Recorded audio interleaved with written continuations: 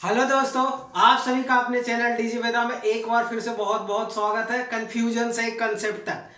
कल हम लोगों ने दोस्तों करंट के बारे में पढ़ा था। उसमें मैंने बताया था कि करंट क्या होता है। आज उसी सीरीज में हम लोग आगे पढ़ने वाले हैं। तो देखिए, अभी मैं कुछ डिस्कस कर लेता हूँ, उसके बाद उससे रिलेटेड एक न्यूमेरिकल बताऊंगा। तो कल मैंने बताया था कि व्हाट इज करंट। मैंने बताया था कि rate of flow of charge is called current. उसके बाद मैंने इसका डिफिनीशन वगैरह बताने के बाद यूनिट बताया था।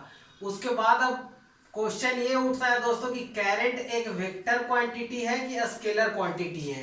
करंट क्या है, क्योंकि करंट अगर एक डायरेक्शन में बह रहा है आई करंट, तो इसका मान लिया अगर मैग्नीट्यूड 5 एम्पियर है और डायरेक्शन भी है, तो इसको हम लोग वेक्टर क्वांटिटी बोलेंगे कि नहीं बोलेंगे। ये सबसे बड़ा कंफ्यूजन है जो कल से मेरे से बहुत से बच्चे ऑफलाइन और ऑनलाइन में पूछ रहे थे। तो चलिए मैं उसके बाद बताता हूँ कि इसके पीछे क्या लॉजिक है कि करंट क्या है। देखिए दोस्तों, कोई भी वेक्टर क्वांटिटी तभी वेक्टर बोला जाता है जब वो वेक्टर लॉ ऑफ एडिशन को फॉलो करे। क्या दोस्तों? Vector law of addition, vector law of addition को फॉलो करे। वेक्टर लॉ ऑफ एडिशन को अगर फॉलो नहीं करेगा तो उसको हम लोग वेक्टर नहीं बोलते हैं। अभी vector law of addition detail में आप लोग को 11th में पढ़ना है, लेकिन यहाँ पे आप लोग वेक्टर तो जरूर जानते होंगे कि वैसे फिजिकल क्वांटिटी जिसका बोथ मैग्नीट्यूड और डायरेक्शन होता हो। तो चलिए मैं बताता हूँ कि करंट है कैसे फॉलो नहीं करता है। देखिए, अगर कोई वायर है ए और दूसरा वायर है बी, ठीक, ये दोनों यहाँ पे जंक्शन मिल रहा है, इधर से करंट इधर फ्लो हो रहा है। अगर ये 5 एम्पियर आ रहा है इस वायर में और वायर बी में भी 5 एम्पियर आ रहा है, तो यहाँ पे हमको 10 एम्पियर मिलेगा। अगर ये एंगल दोनों वायर के बीच का थीटा है तो ठीक। अब क्या करेंगे, थीटा को हम लोग अगर बढ़ा दे, मतलब बढ़ा दे यानी थीटा को और ऐसे कर दे। देखिए, थीटा को हम लोग अगर बढ़ा दे, अभी थीटा बाय द वे अगर थीटा 1 इक्वल टू 30 डिग्री था जो अभी मैंने सिचुएशन बताया था। अब थीटा को बढ़ा के हम लोग कर दे 60 डिग्री, 60 डिग्री थीटा कर दे और कैरेट उतना ही रखे 5 एम्पियर। तो देखिए यहाँ पे फिर भी 10 एम्पियर ही आएगा। ऐसा नहीं कि थीटा चेंज करने से थीटा 2 जो है वो ग्रेटर हो जाएगा किससे, थीटा 1 से, क्योंकि ये 60 डिग्री मैंने एज्यूम किया है। फिर भी देखिए कैरेट पे कोई असर नहीं पड़ रहा है। तो यहीं पे यही रूल इस पे अप्लाई नहीं होता है। थीटा चेंज करने से मैग्नीट्यूड इधर चेंज होना चाहिए था दोस्तों, लेकिन चेंज नहीं होता है। इसीलिए हम लोग इसका करंट का मैग्नीट्यूड और डायरेक्शन होने के बाद भी, एक बार फिर से समझिएगा, इसका मैग्नीट्यूड भी है डायरेक्शन भी है। मैग्नीट्यूड और डायरेक्शन होने के बाद भी इसको हम लोग वेक्टर क्वांटिटी के कैटेगरी में नहीं रखते। क्यों नहीं रखते हैं? क्योंकि ये वेक्टर लॉ ऑफ एडिशन को फॉलो नहीं करता। ये बात एकदम अपने अच्छे से नोटबुक में आप लिख लीजिए कि ये वेक्टर लॉ ऑफ एडिशन को फॉलो नहीं करता है। इसलिए मैग्नीट्यूड और डायरेक्शन होने के बाद भी इसको हम लोग वेक्टर क्वांटिटी नहीं मानते हैं।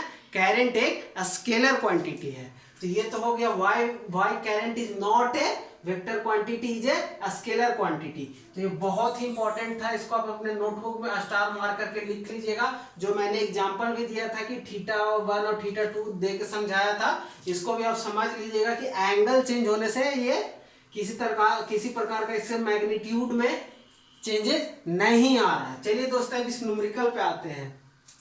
देखिए, कल मैंने करंट के बारे में बताया था, उसके बाद अब एक न्यूमेरिकल उससे रिलेटेड कर लेते हैं ताकि जो भी कॉन्सेप्ट है क्लियर हो जाए।